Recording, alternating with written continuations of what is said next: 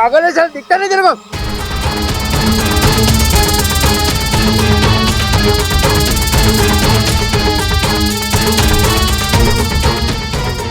आप ठीक तो? चोट नहीं लगी ना?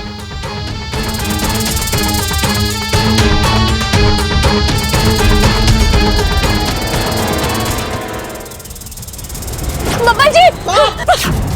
क्या?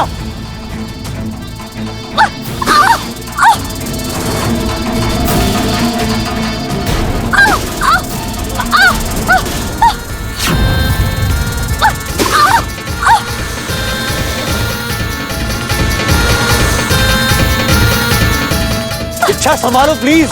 बाबा जी आप दूर रहिए। फेंको इच्छा, फेंको उसे।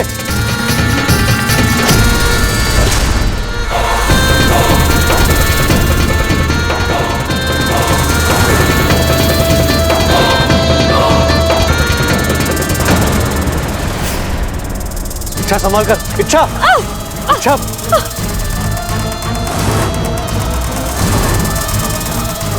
इच्छा संभाल के।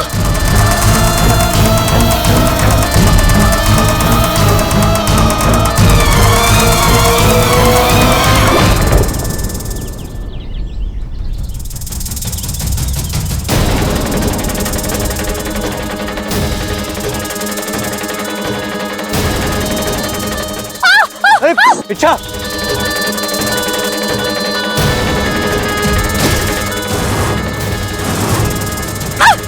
इच्छा तुम। बाबा जी आप दूर रहिए, आप दूर रहिए। बेटा दादी।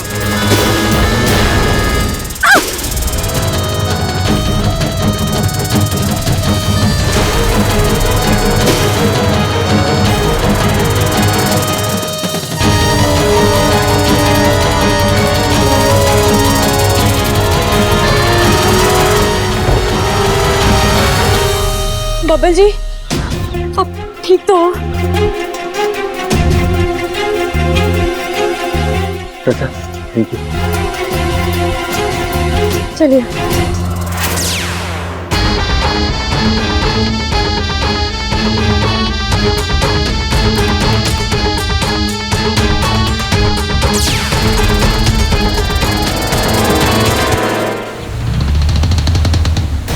पता नहीं इतनी ताकत कहां से आ गई इच्छा में। कोबराज को मात दे दी उसने। पानी फन के ऊपर जा चुका है। इच्छा के विरोधी तेवर अपनी हदें पार कर रहे हैं। वो ना तो खुद बबल को मार रही है और ना ही हमें उसे मारने दे रही है। अगर ऐसा ही चलता रहा तो हम नागिस्तान के नियमों पर कभी भी अमल नहीं कर पाएंगे।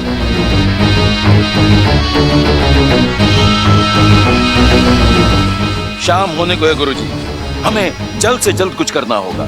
आप सही कह रहे हैं मुखिया जी। अब हमें किसी ऐसे नाग को भेजना होगा जिससे इच्छा लड़ ही नहीं सकती।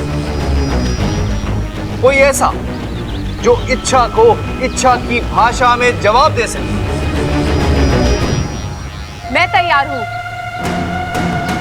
मैं वहां जाऊंगी, इच्छा से लड़कर बबल का खात्मा कर दूंगी, ईमान से डस लूंगी। नहीं, तुम नहीं जाओगी। तुम पहले ही 2-3 बार इच्छा से मात खा चुकी हो। इच्छा के फन से टकराना तुम्हारे बस की बात नहीं है।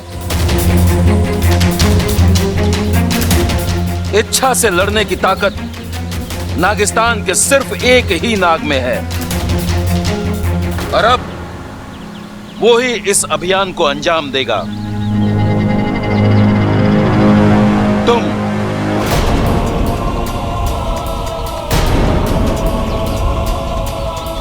तुम जाओगे इंसानी बस्ती।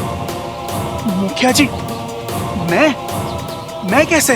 मैं जानता हूं कि तुम्हारे लिए आसान नहीं है, लेकिन एक तुम ही हो जो। नहीं मुखिया जी, मैं आपके सामने फन फैलाता हूँ, अपनी पूंछ रगड़ता हूँ। मुझसे ऐसा पाप मत करवाइए। एक पाप अपने ही फन से अपनी सपोली को कैसे? हम तुम्हें इच्छा को मारने के लिए नहीं कह रहे शेषु। तुम्हें इच्छा को बबल की ढाल बनने से रोकना है और बब्बल को मारना है। जाओ शेषु, इच्छा को उसके कर्तव्यों का एहसास दिलाओ। बताओ उसे कि नागिस्तान ने उसके लिए क्या क्या किया है। आज अपने प्यार की खातिर जिस जिंदगी को वो दांव पर लगा रही है, वो जिंदगी भी नागिस्तान की ही देन है। लेकिन मुखिया जी। शेषु, हमारी इच्छा से कोई दुश्मनी नहीं है और ना ही बब्बल से, लेकिन अब हालात ही कुछ ऐसे हैं कि मजबूरन हमें।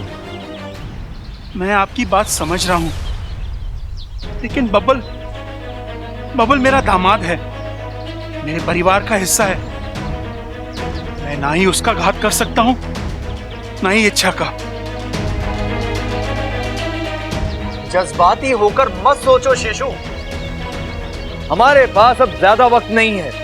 तुम अभी जाओ और जाकर बब्बल को खत्म कर दो। और यदि इच्छा बीच में आए तो उसे कैसे संभालना है, यह तुम अच्छी तरह से जानते हो।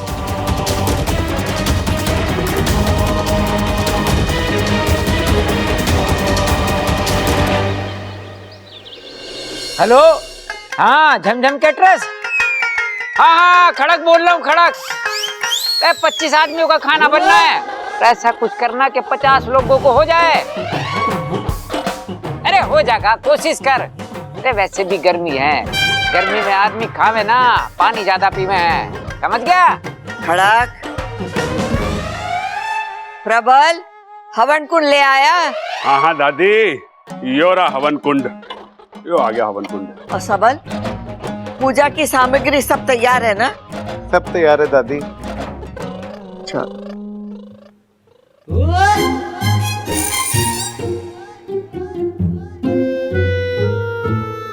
अरे छोटे हैं? अरे हवन कुंड को ऐसे क्यों घूर रहा है? अरे भाई, मैं ये देख रहा हूँ कि मेरी शादी का हवन कुंड कब ऐसे रचेगा, कब मैं अपनी बीवी के साथ इसके साथ फेरे लूंगा, मेरा घर कब बसेगा भाई? कब हंसेगा मतलब? अरे रोज तो हंसता है हमारा घर। मैं इस बात का पूरा ख्याल रखता हूँ कि हमारे घर में हर किसी के चेहरे पर हंसी रहे, इसलिए छोटी मोटी कॉमेडी भी कर लेता हूँ।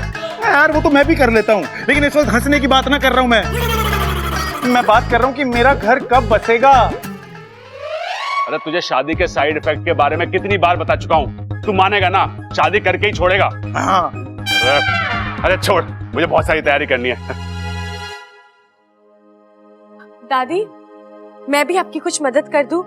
हमें इस चीज का ख्याल रखना है कि पूजा में किसी भी चीज की कोई कमी ना रहे। ऐसा हो भी नहीं सकता। नागंजना देवी इस मामले में बहुत कड़क है। अब वैसे दादी, आपको ये नागंजना देवी के बारे में पता कैसे चला? अरे ऐसे लोगों का थोड़ी ठिकाना होता है, आज यहाँ कल वहाँ। मैं पंडित जी से अपने घर के सर्प दोष के बारे में बात कर रही थी। बातों बातों में उन्होंने बताया एक सपेरन आई है, नागंजना देवी, जो शिवजी का मंदिर है ना, उसके पीछे काली पहाड़ी है, वहां ठहरी और वो इस सारे दोष निकाल देती। तब मुझे याद आया कि मेरी माँ भी इनकी गुरु माता के पास जाती थी, तो मैं भी चली गई।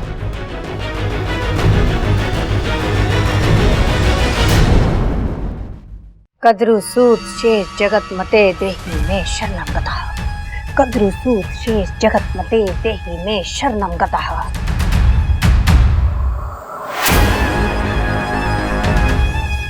ए जल्दी करो, जल्दी भरो सामग्री।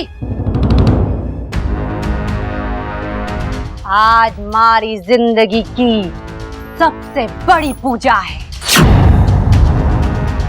इस सपेरन को रोकना होगा, लेकिन संभल कर इच्छा, अगर इसने तुझे देख लिया तो ये तुझे एक झटके में ही पकड़ लेगी। गुरु मैया आशीर्वाद दीजिए कि आज हमारी पूजा सफल हो जाए। नहीं नागंजना देवी, तेरी पूजा संपन्न तो दूर, मैं शुरू ही नहीं होने दूंगी।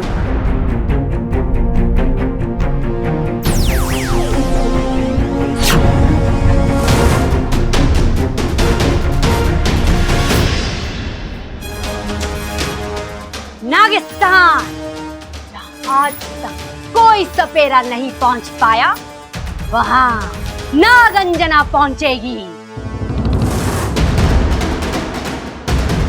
नागंजना? गुरु मैया, आप यहाँ क्यों? हम अपनी शिष्या से मिलने नहीं आ सकते? जी बिल्कुल आ सकती हैं। ये तो हमारा सौभाग्य है कि आप। हम यहाँ एक विशेष कार्य से आए हैं। हमें हमारी दिव्य दृष्टि से ये पता चला है कि करचुरा के जंगल में एक नागमणि वाली नागिन है। जाओ, उसे पकड़कर वो नागमणि हासिल करो। जो आ गया गुरु मैया, बस आज की ये पूजा संपन्न कर लूं, फिर नहीं, ये सब कुछ इंतजार कर सकता है, पर वो नागमणि, वो मुझे अभी चाहिए और ये मेरा आदेश है। जाओ, मेरे आदेश का पालन करो। जो आ गया। चलो।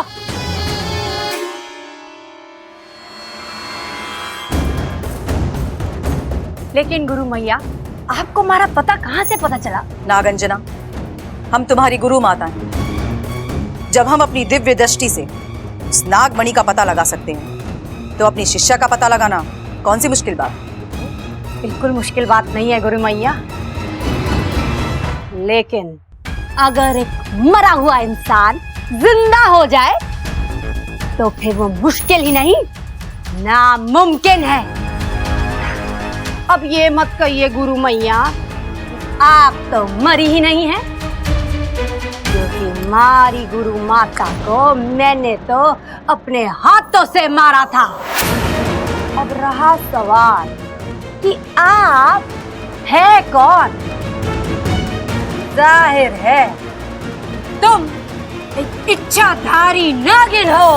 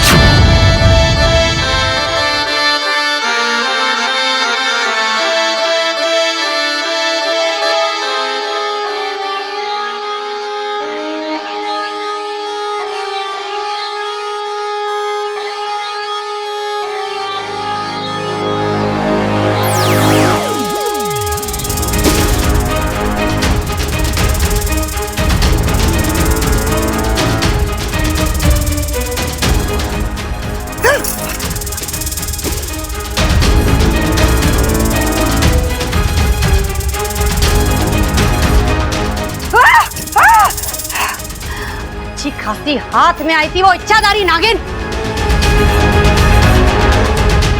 उस संगीत की आवाज ने सारा खेल बिगाड़ दिया। पता नहीं कौन थी, यहाँ क्यों आई थी?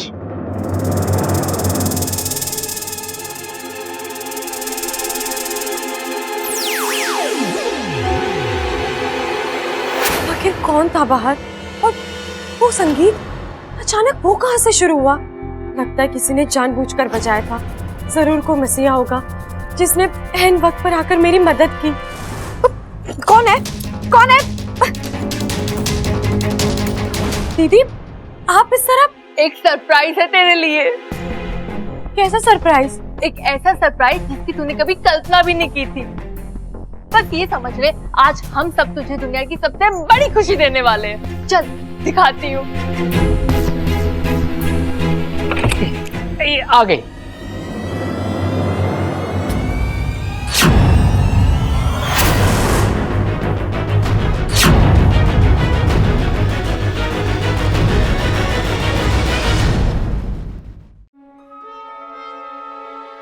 गौर से देख इन्हें और पहचानने की कोशिश कर। इच्छा, ये तेरे पिताजी है।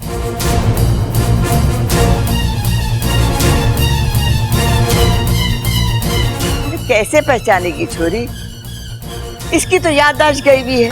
इसे तो कुछ भी ना याद है, न इसके माता पिता, न घर बार, न खानदान, कुछ भी तो नहीं।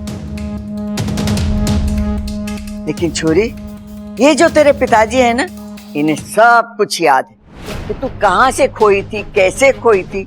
अरे तेरे बचपन की छोटी छोटी बातें इन्हें याद है। तू बचपन में कैसे दिखती थी, कैसे बोलती थी, कैसा सोचती थी, ऐसी कई सारी बातें इन्होंने गिनवाई है।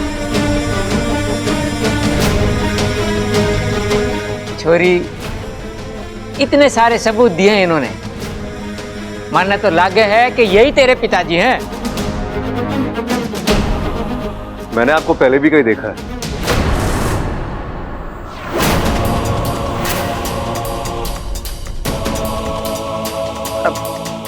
ये कैसे हो सकता है? मैं तो शहर में पहली बार आया हूं, वो भी इच्छा को लेने। लेकिन आपको कैसे पता चला कि इच्छा यहाँ है? छोरा, तू तो एक दरोगा की तरफ पूछताछ कर रहा है। पूछने दीजिए कौशल्या देवी, मैं बताता हूँ। मेरे एक दोस्त हैं गिरधारी लाल, जो सरकारी सेवा में है, और हाल ही में उनका तबादला यहाँ हुआ है। बस अभी कल परसों इन्होंने इच्छा को यहाँ की सड़कों पर देखा और वो चौंक गए। उन्होंने फोन करके मुझे कहा कि शायद आपकी बेटी यहाँ है। बस फिर क्या था, पिता का मन। मैं सब कुछ छोड़ छाड़ कर यहाँ चला आया और मुझे मेरी बच्ची मिल गई। छोरे, हो गई तसल्ली या और कुछ पूछना बाकी है? नहीं पिताजी, सिर्फ इनके कहने से हमें कैसे मान ले कि ये इच्छा के पिताजी है। माना कि इन्होंने इच्छा के बारे में कई सारी बातें हमें सही सही बताई है, लेकिन ये भी हो सकता है ना कि इन्होंने ये सारी बातें किसी से सुनी हो, या फिर मुझे इनसे अकेले में बात करनी है। हाँ हाँ छोरी, क्यों नहीं, जाइए।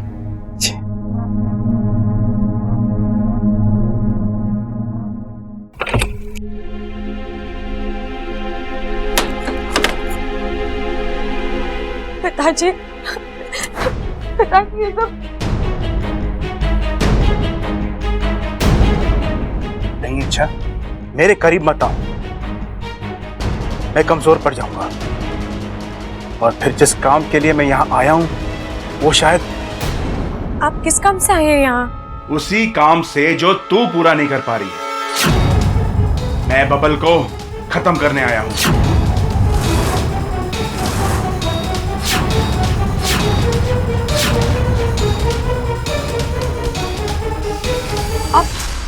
आप बबल जी को मारने आए हैं यहाँ? पिताजी, बबल जी आपके दामाद है। आप अपने हाथों से अपनी सपोरी का सुहाग कैसे उछाल सकते हैं? इच्छा, जज्बात अपनी जगह है और काम अपनी जगह। मैं यहाँ अपना फर्ज निभाने आया हूँ, नागिस्तान को बचाने आया हूँ। कुछ फर्ज रिश्तों से भी बड़े होते हैं। नहीं, आप झूठ बोल रहे हैं। आप अपनी सपोरी के साथ ऐसा कर ही नहीं सकते। ये ऐसा नहीं करना चाहता हूँ, लेकिन मैं मजबूर हूँ। बब्बल अगर जिंदा रहा तो नागिस्तान का अस्तित्व खतरे में पड़ जाएगा।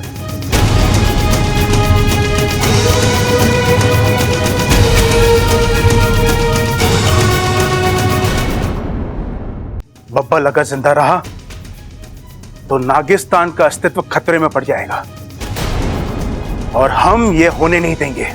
लेकिन पिताजी, जो हुआ उसमें बब्बल जी का क्या दोष है? वो तो हालात के हाथों मजबूर हैं।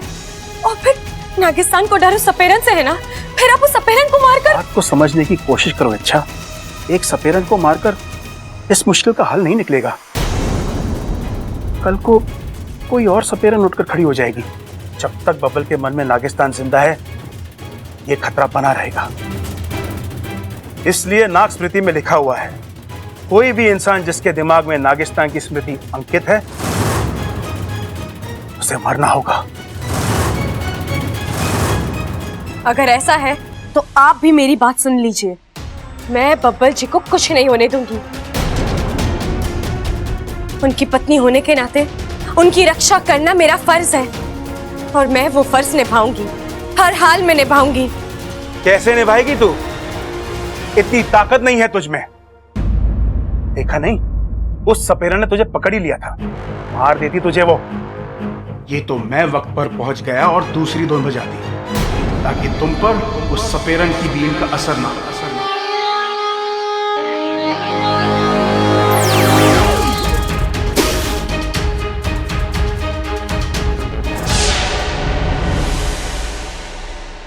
तू उस सपेरन को नहीं रोक पाएगी, वो तुझे मात दे देगी और फिर बबल से नागिस्तान का पता उगलवा लेगी, और फिर नागिस्तान।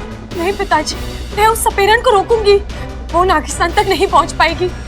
नागिस्तान भी सुरक्षित रहेगा और बब्बल जी भी। तो तू क्या मुझे भी रोकेगी? अगर आपने बब्बल जी की जान लेने की कोशिश की तो मैं ढाल बनकर आपके और उनके बीच खड़ी रहूंगी। हमारा रिश्ता भूलकर मैं आपसे भी लड़ूंगी।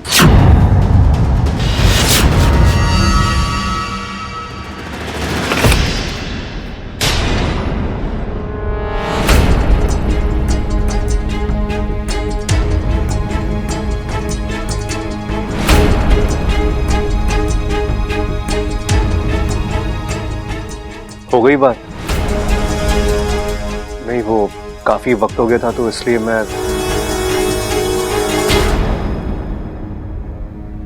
इच्छा, क्या ये वाकई में तुम्हारे पिता है?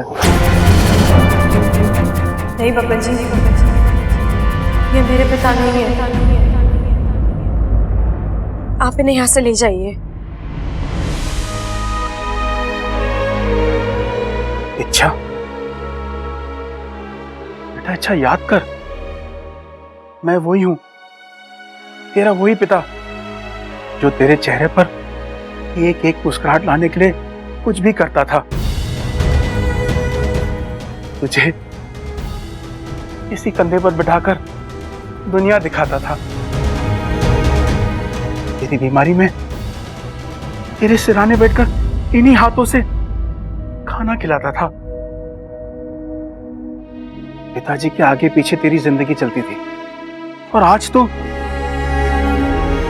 इच्छा, अपनी आंखें बंद कर, अपना हाथ मेरे सर पर रख और अपनी मन की आंखों से देख मुझे। क्या तू अब भी यही कहेगी कि मैं तेरा पिता नहीं हूं?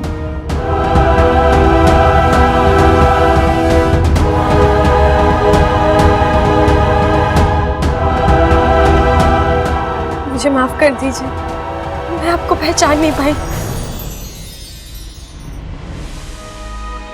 लेकिन अब मैंने आपको पहचान लिया है।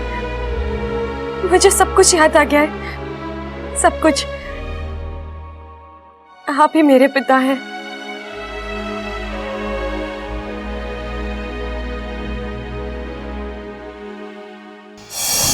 शिव जी ने हमारी प्रार्थना सुन ली, हमारी छोरी की याददाश्त वापस आ गई। इच्छा, मुबारक हो। ए माँ, सालों बाद बाप बेटी का मिलन हुआ है। आज का दिन हमारे लिए किसी त्योहार से कम ना है, क्यों भाई? अरे क्या बात कर रहे हो पिताजी? इनसे कहो कि आज का दिन हमारे लिए किसी त्योहार से कम ना है। अरे भाई, पिताजी भी तो वही कह रहे हैं। अच्छा? हाँ। अरे मुझे तो इनकी शक्ल देख के लगा कि कुछ और बड़बड़ा रही है। ओ भाई, चुप हो जा, वरना तेरी शक्ल बिगाड़ दूंगा मैं। अरे दादाजी, मैं हूँ, मेरी क्यों बिगाड़ती? बबल, वहाँ खड़ा खड़ा क्या देख रहा है? ससुर जी के पैर नहीं छुएगा?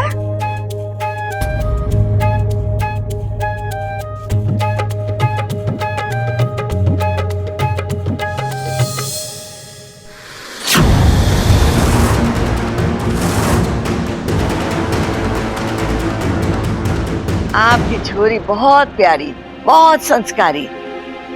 6 महीना पहले हमारे पोते बबल को मिली थी, इस घर में आकर रहने लगी, पहले बेटी बनकर और फिर बहू। अरे हमारे घर में तो एक पत्ता भी ना हिलता उसकी मर्जी के बिना। इस घर में इच्छा को किसी चीज की कोई कमी नहीं, सारे रिश्ते मिल गए हैं उसे यहाँ। लेकिन माँ बाप का प्यार उसकी जगह तो कोई नहीं ले सकता। मेरी शिवजी से हमेशा प्रार्थना थी कि वो अपनी लीला दिखाए और इच्छा को उसके माँ पिताजी से मिला दें। इतना ही नहीं माँ जी, आज शिवजी ने मुझे मेरे अपनों की सच्चाई से भी वाकिफ करा दिया है। इच्छा की खुशी इस घर की खुशी, और ये खुशी हम जोर शोर से मनाएंगे। कल इस घर में जश्न होगा। अरे कल क्यों दादी, आज क्यों नहीं? अरे छोरा, आज पूजा है ना, जश्न के लिए वक्त कहाँ मिलेगा? अरे दादी वक्त मिलेगा, पूजा 12 बजे के बाद है ना। उसके पहले थोड़ा बहुत जश्न तो मना ही सकते हैं ना हम लोग, क्यों? सही कह रहा है तू छोटे, ये ले पैर। लेकिन तब तक अगर पिताजी ने बब्बल जी के साथ कुछ, नहीं, मैं ऐसा नहीं होने दूंगी।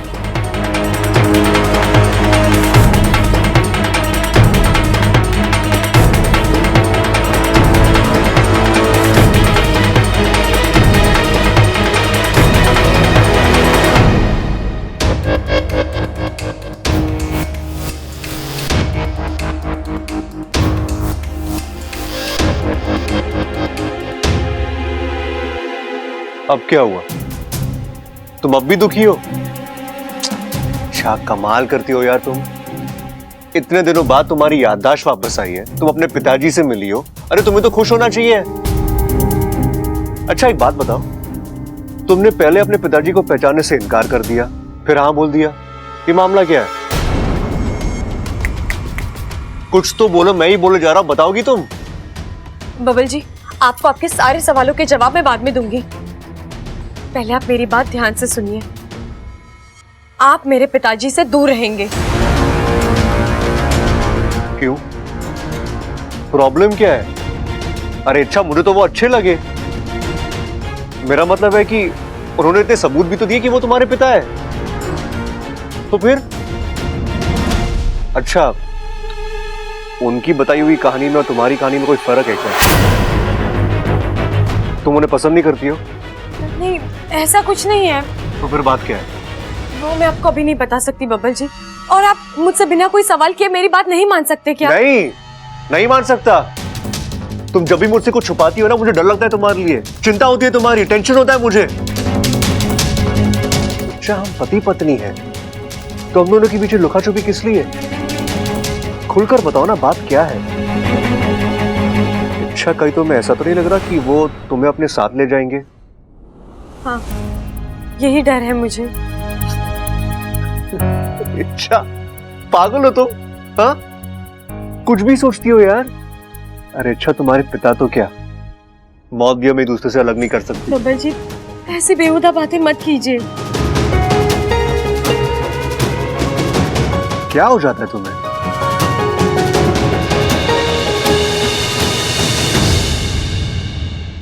हाँ तो भाई, मैं सबल आज इस रंगारंग कार्यक्रम में आप सबका स्वागत करता हूं। तालियां! अरे स्वागत ही करता रहेगा या आगे भी कुछ बोलेगा? कर रहा भाई। हाँ तो भाई, जैसे कि आप लोग सब जानते ही हैं कि हम यहाँ पे क्यों इकट्ठा हुए हैं। भाई क्यों इकट्ठा हुए हैं? याद आया। हाँ बब्बल, आज मेरे छोटे भाई बब्बल का जन्मदिन है। तालियां! चंचल, मारा लठ लेकर आज इसकी अकल ठिकाने लगा दिया। पिताजी आराम से। भैया ये जश्न मेरे जन्मदिन का नहीं है, इच्छा और उसके पिताजी के मिलने का जश्न है। हाँ तो भाई, इस रंगारंग कार्यक्रम की धमाकेदार शुरुआत करने जा रहा है आप सभी का प्यारा सबल। तालियां! बजा दो। हाँ भाई, एक मिनट। तो दादी, इस कार्यक्रम की शुरुआत में अपनी क्लासिकल आवाज में एक क्लासिकल सॉन्ग पेश करने जा रहा हूं मैं। दादी जीता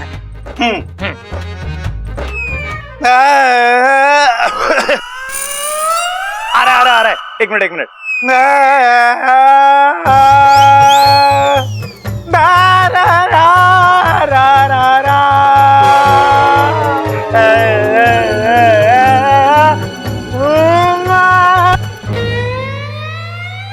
प्रबल, चुप कर जा। गधा जब अपना गला साफ करता है ना, तब भी तुझसे ज्यादा सुरीला होता है वो। दादी, इस पूरे घर में मैंने देख लिया है, किसी को भी मेरे टैलेंट की कदर ना है। ओ भाई, इस घर में तू अकेला ना है, हम सब भी हैं। हम भी अपना टैलेंट दिखाएंगे, क्यों भाई? 1 2 3 4।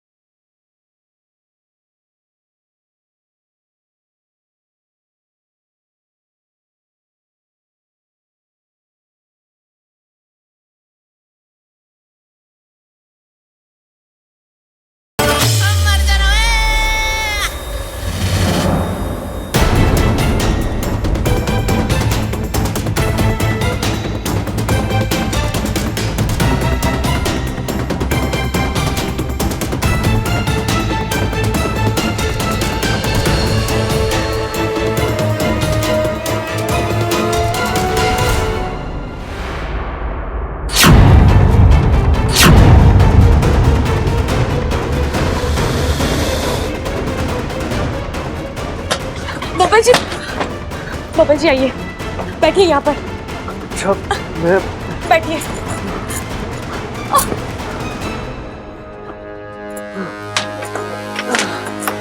अच्छा मुझे बबल जी, बबल जी आंखें मत बंद कीजिए। देखिए, मैं जानती हूँ आपको नींद आ रही है, लेकिन आंखें खुली रखिए। आंखें खुली रखिए बबल जी, आंखें खुली रखिए।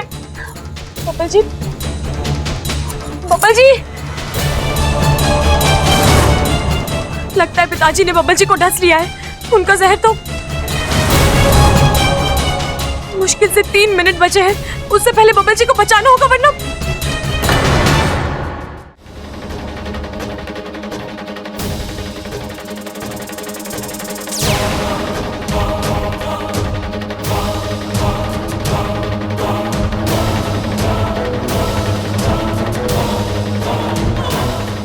पिताजी, पिताजी, बबल जी। मेरे जहर से उसे बचाना मुश्किल है। अच्छा, तुम ये नहीं कर पाओगे। पिताजी, ऐसा मत कीजिए, मेरे बबल जी को बचा लीजिए। अगर उन्हें कुछ हो गया तो मैं जिंदा नहीं रह पाऊंगी।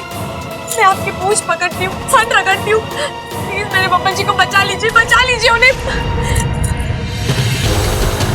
अच्छा, चलो यहाँ से। छोड़िए, छोड़िए मुझे। अच्छा, मैंने कहा चलो, छोड़ो से, होने दो से। छोड़िए, छोड़िए।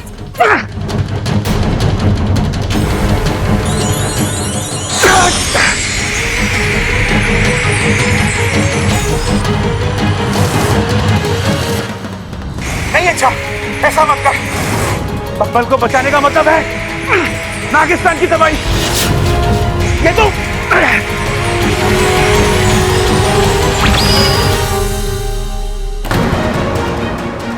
चल।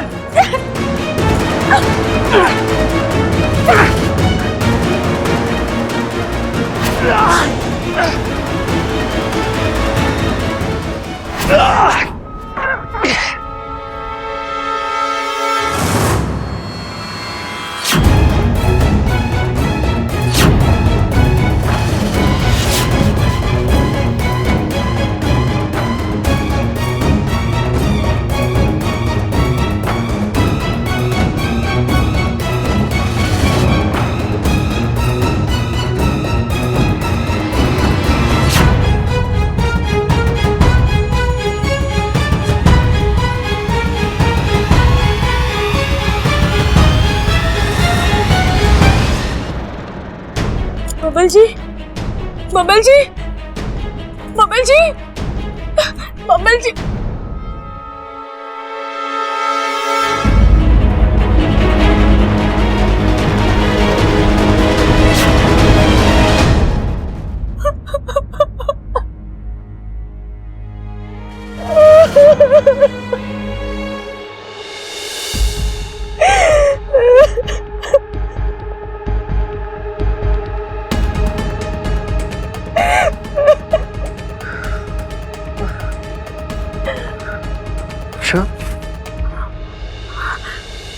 बबल जी, आप ठीक है?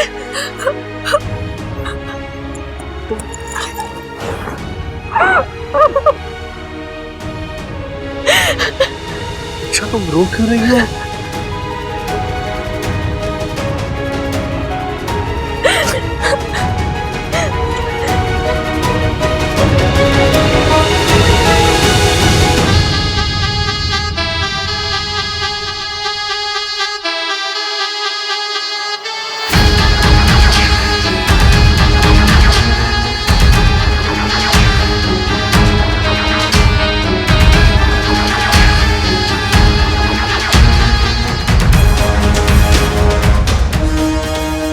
कौशल्या जी, प्रणाम।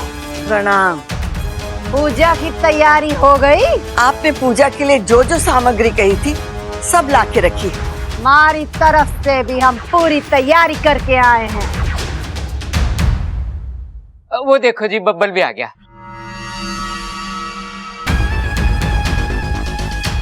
नागंजना अब कांटे का इलाज करेगी। सारा डर, सारी चिंता आधे में हवा हो जाएगी। ए चोरे, आंखें खोल और तमाशा देख। अब नाग दोष से सारी मुक्ति निश्चित है। लेकिन नागंजना जी, वो जिसकी वजह से नाग दोष हुआ है उसका क्या? उसकी भी पूंछ कटेगी।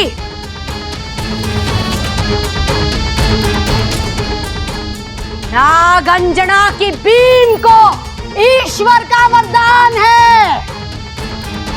वो नाग के अंश से वंश तक सबका सर्वनाश करेगी। नागंजना जी, हम किसी का बुरा नहीं चाहते, बस आप तुम्हारे पोते बबल को इस नाग दोष से मुक्ति दिला दो। हमारे लिए वही काफी है। अब इस सपेरन को रोकना मुश्किल है। ये आज पूजा करके ही दम लेगी। क्या करूं?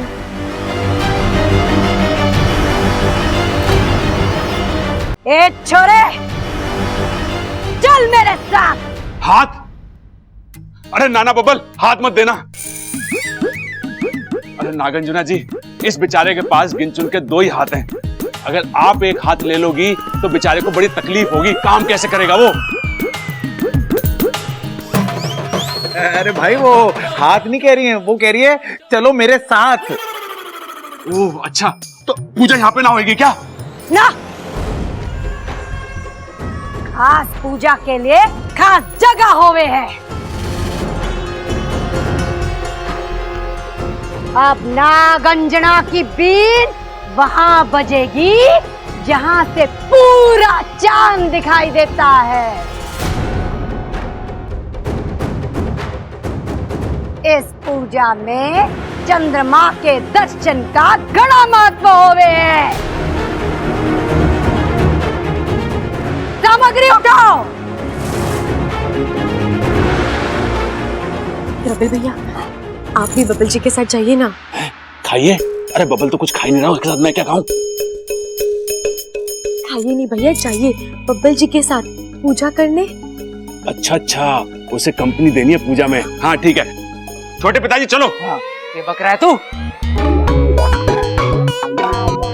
छोटे पिताजी बोल रहे हैं? मतलब छोटे पिताजी। चलो चलो। हाँ चलो। आई। जाओ।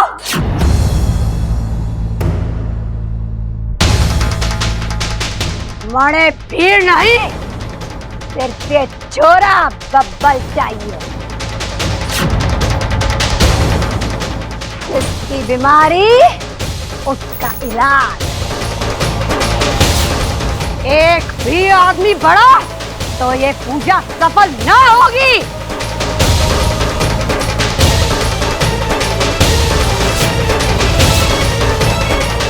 ना ना ना, कोई ना जावेगा। बब्बल छोरा, तू अकेला इनके साथ जा और जैसा ये कहे, जो कहे वो करना। बस हमारे छोरे को नाग दोष से मुक्ति मिल जाए और हमें कुछ ना चाहिए। चलो।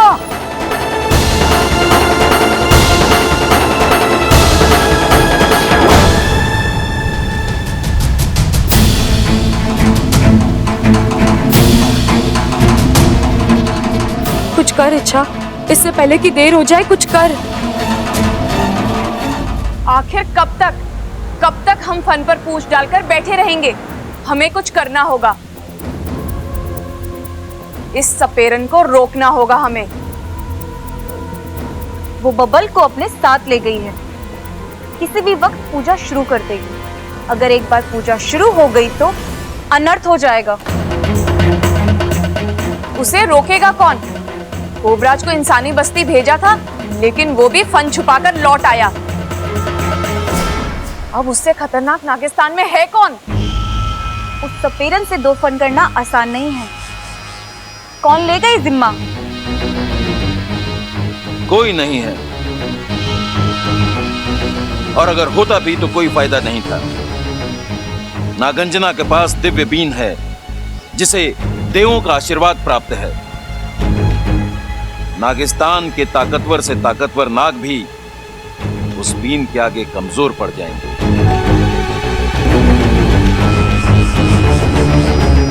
जानता हूं मुखिया जी, लेकिन हम भी इतनी आसानी से हार नहीं मानेंगे।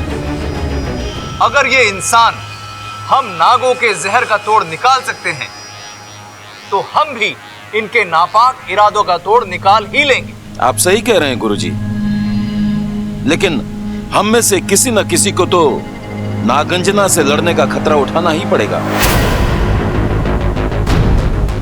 ए सुनो, जाके पंचमुखी नाग को बुला लाओ। कहना गुरुजी ने बुलाया है। जी मुखिया जी। अब ये हमारा आखिरी हथियार है। ये पंचमुखी नाग नागंजना को रोकने में कितना कामयाब होता है, ये तो वक्त ही बताएगा। लेकिन हमें सावधान रहना होगा। इससे पहले कि नागंजना नागिस्तान पहुंचे, हम सभी नागों को नागिस्तान छोड़कर कहीं दूर जाकर डेरा डालना होगा। इस इच्छा की जिद की वजह से पूरे नागिस्तान को संकट में डाल रखा है।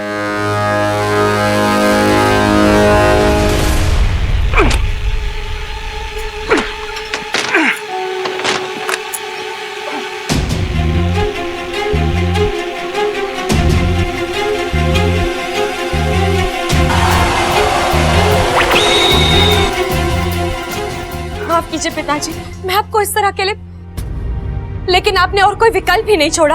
आप मेरी बात सुन लेते तो। लेकिन अब कोई फायदा नहीं है इन बातों का। मैंने आपको आजाद कर दिया है, चले जाइए यहाँ से और मुझे अपना काम करने दीजिए। वो सपेरन, वो बब्बल जी को अपने साथ ले गई है, मुझे हर हाल में उसे रोकना है। और नहीं रोक पाई तो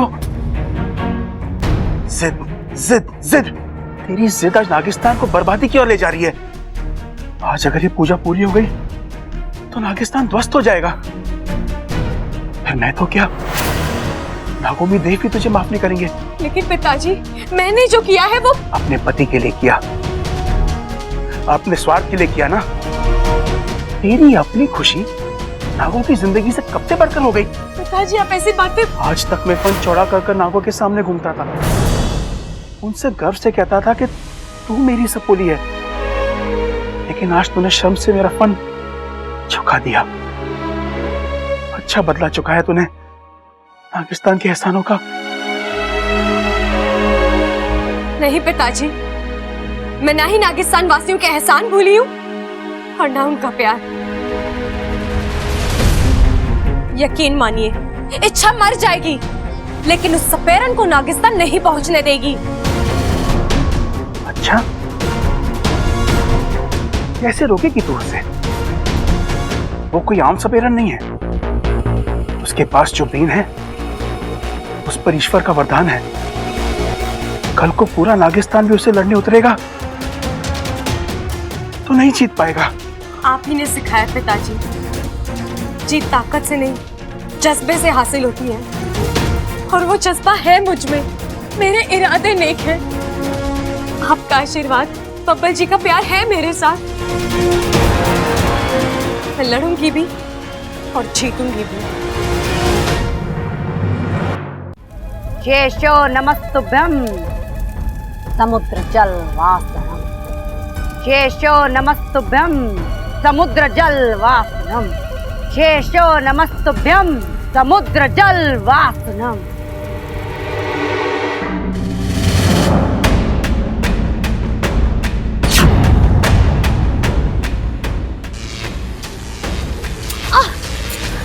ये क्या?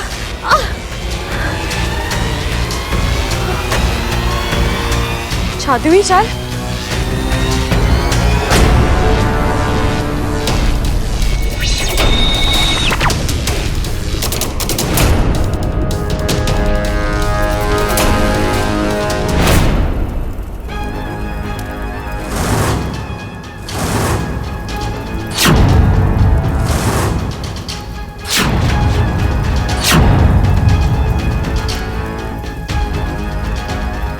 अब बीन बजेगी, मंत्र होंगे।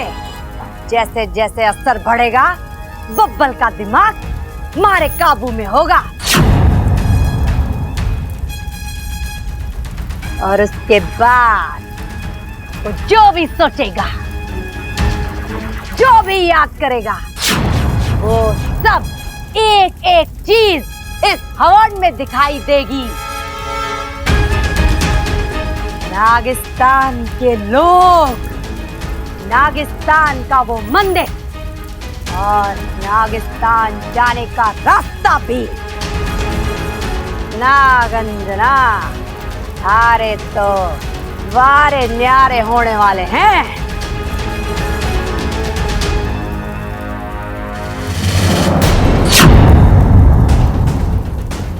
बस 4 उंगलियों का फासला तय करना है तने, फिर हम नागिस्तान में होंगे। अद्भुत, अति अद्भुत। नागिस्तान को देखने वाली, उस पर राज करने वाली पहली सपेरन मैं, नागंजना देवी। सुनो, अब सब अपना ध्यान पूजा पर केंद्रित करो।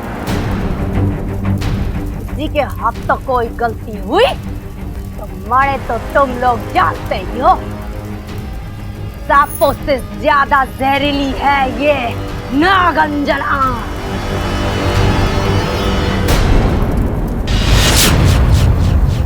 अब नागिस्तान को बचाने का एक ही उपाय है, बब्बल जी के शरीर में से अपनी आधी जान वापस लेनी होगी। जैसे ही जान निकलेगी, उनका दिल धड़कना बंद होगा, दिमाग काम करना बंद कर देगा, और वो सपेरन इस हवन में कुछ नहीं देख पाएगी। मुझे माफ कर दीजिए बब्बल जी। वाह महाप्राध्यर्थे नित्य यश दान मत्य।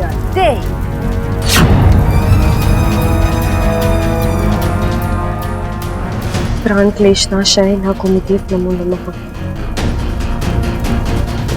वाह महाप्राध्यर्थे नित्यम यश दान में च देहि में।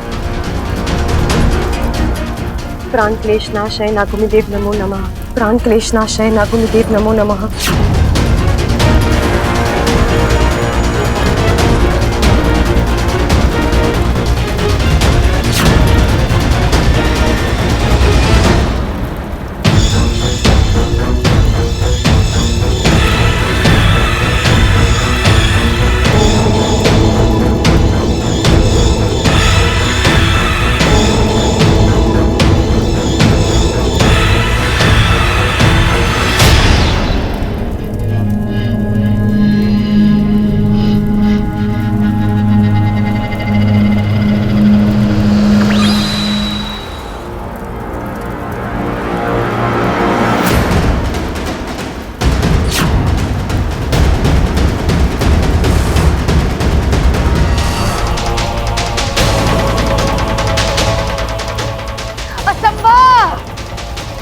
पूजा असफल नहीं हो सकती। इसका दिमाग हमारे काबू में था, फिर मणि कुछ दिखाई क्यों नहीं दे रहा? इस सपेरन की पूजा तो असफल हो गई, अब बबल जी को कोई खतरा नहीं है। मैं बबल जी को उनकी जान वापस कर देती हूँ। प्राण क्लेश नाशाय नकुमिदेव नमो नमः। प्राण क्लेश नाशाय नकुमिदेव नमो नमः। प्राण क्लेश नाशाय नकुमिदेव नमो नमः। प्राण क्लेश नाशाय नकुमिदेव नमो नमः।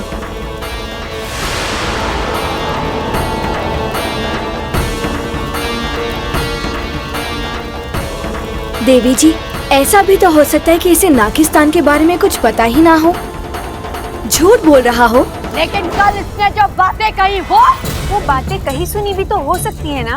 ना, हमारी नजर बात की नजर है।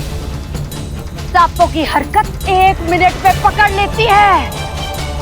नागिस्तान का नाम लेते वक्त इसका प्रताप अजीब सा था, आंखों में चमक थी। मणे यकीन है कुछ गड़बड़ है। देवी जी, हो सकता है इसने हमारे साथ कोई छल किया है। छल किया है नहीं, छल किया जा रहा है। मैंने इसे उस दिन रूप बदलते हुए देखा था। यही है वो इच्छाधारी नागिन।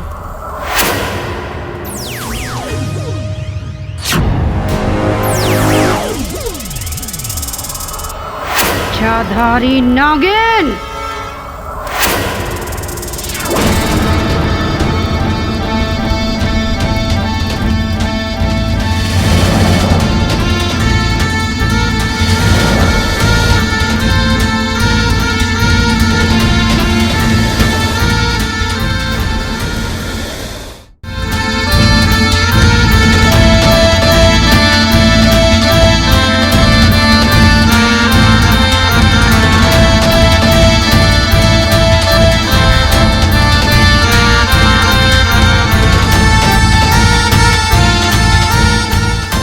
इच्छा, हे रुक जाओ।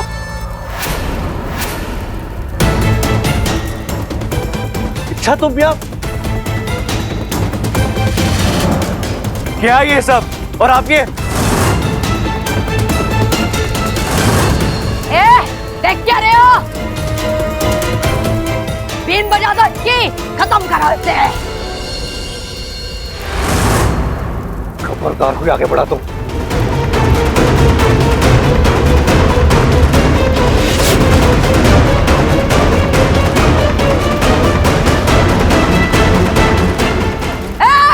डरते क्यों?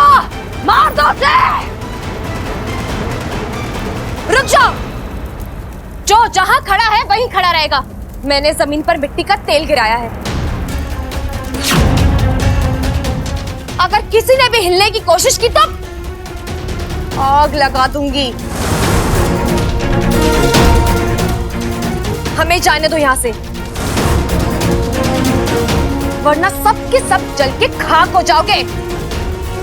बब्बल जी, आप सबके हाथ से बीन ले लीजिए।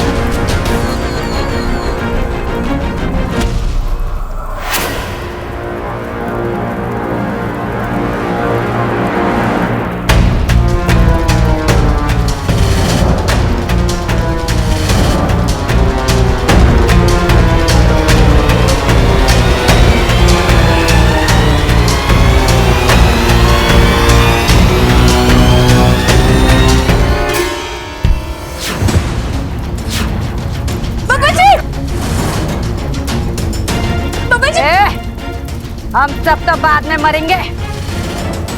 अगर तूने माचिस को नीचे नहीं रखा, थारा प्यारा बब्बल मारे हाथ तो मारा जाएगा।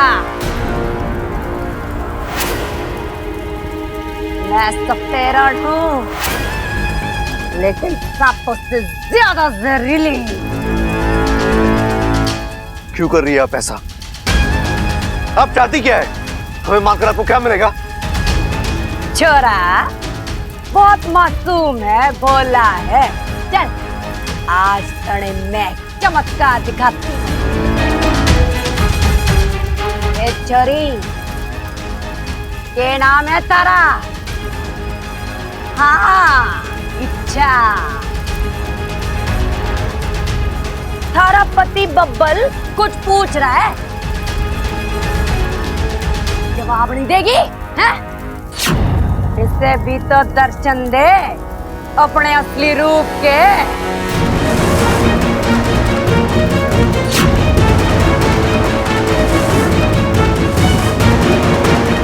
ए छोरी, वक्त ना है हमारे पास, अपने असली रूप में आ रही है या किस्सा खत्म कर दो इसका।